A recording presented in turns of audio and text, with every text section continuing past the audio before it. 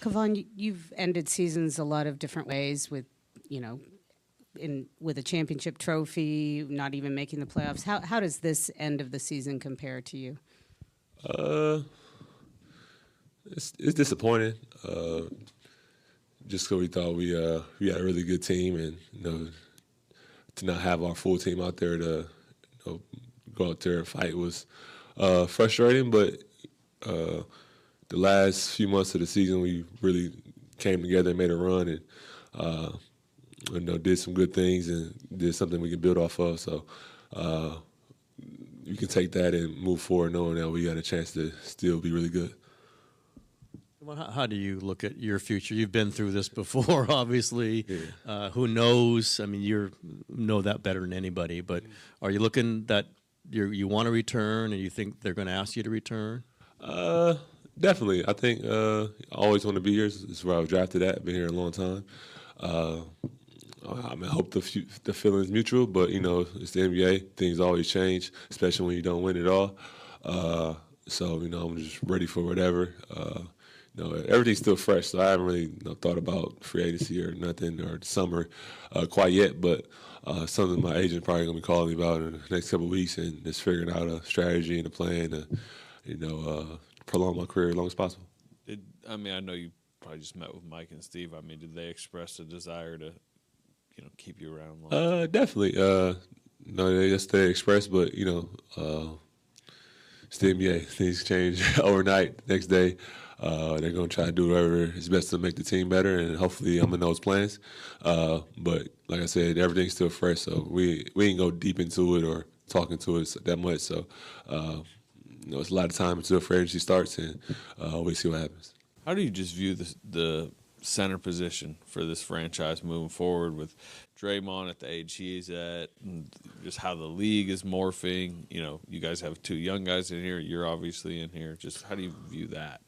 I feel like playing center for the Warriors is a unique spot. We're not asked to do the same thing that everybody else does throughout the league.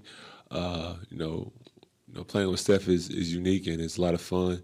And and Steve wants to play a certain way.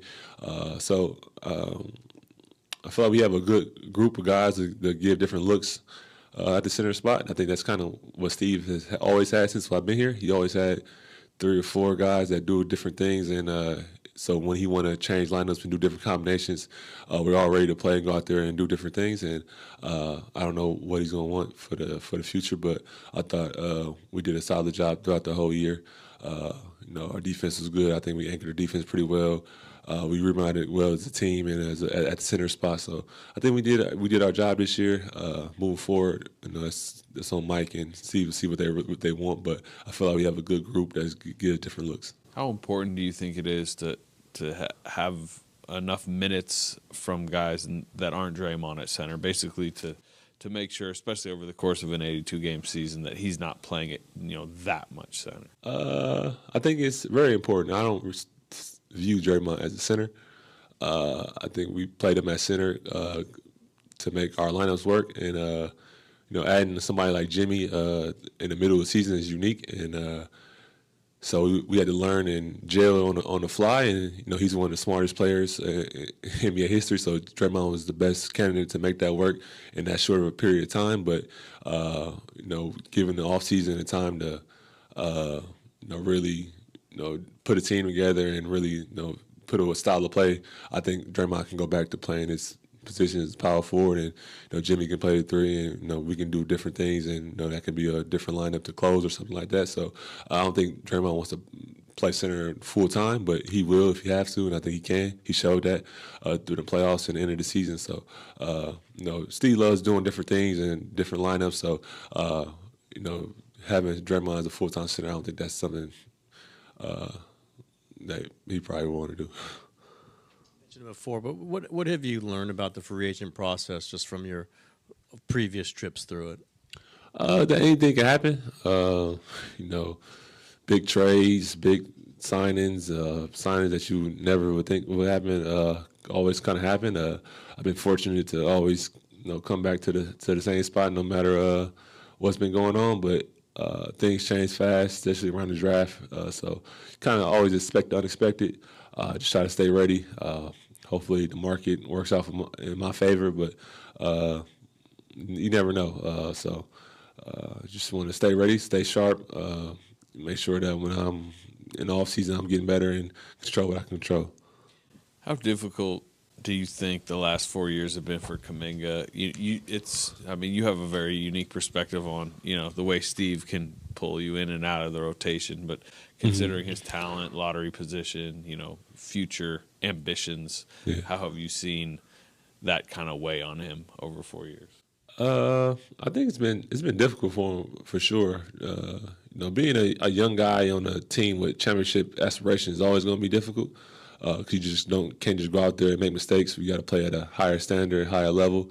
But I think it's been growing pains for him, but I think it's been good for him. He's been learning how to compete and play winning basketball, learning how to work and be a professional. I think he's learning how to handle any different situations, be in different roles, and I think that's going to be good for his career. Having a guy like Steve who has a wealth of knowledge and he's been able to learn under a lot of, from Steph and Clay and Draymond, now Jimmy. I think it's going to be to his benefit.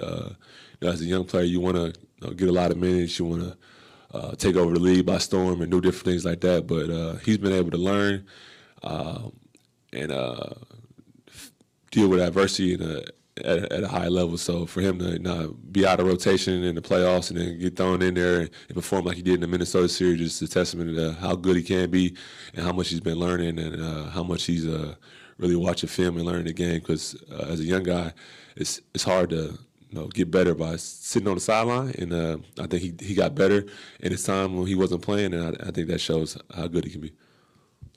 Now that you've experienced a season with Buddy Hield, what did he add to the locker room? He brought a joy back to the locker room that was kind of missing a little bit. Years past, it was real stressful. Locker rooms, things were changing. We're trying to, we didn't make the playoffs, so we're trying to get back to where we want to be at. So bring somebody in like Buddy who's a hard worker, and no matter what's going on, no matter whatever his circumstances is, he's going to come in joyful, happy, just to be around the guys and around the group. I think he elevated our team spirit, our team morale. He gave us a boost, somebody that everybody from the young guys to the older guys love. He kind of connected the whole locker room. So he's a great addition to our team and something that we really needed. What can you say, too, about his Iron Man status, not missing games? He's been the blueprint for a long time. You think about the Iron Man across the league, you think about Mikal Bridges, you think about Buddy. He's a guy, me too, I guess. I earned my stripes, but Buddy's been doing it for years. He always comes in, he plays. He's a guy that's always in the gym. It's always at if it's something optional or something, he's going to be in the gym. He's going to be shooting. He's going to be working on his craft. I think he's a good example for the next generation coming up. Played 84 games. Yeah, that's crazy.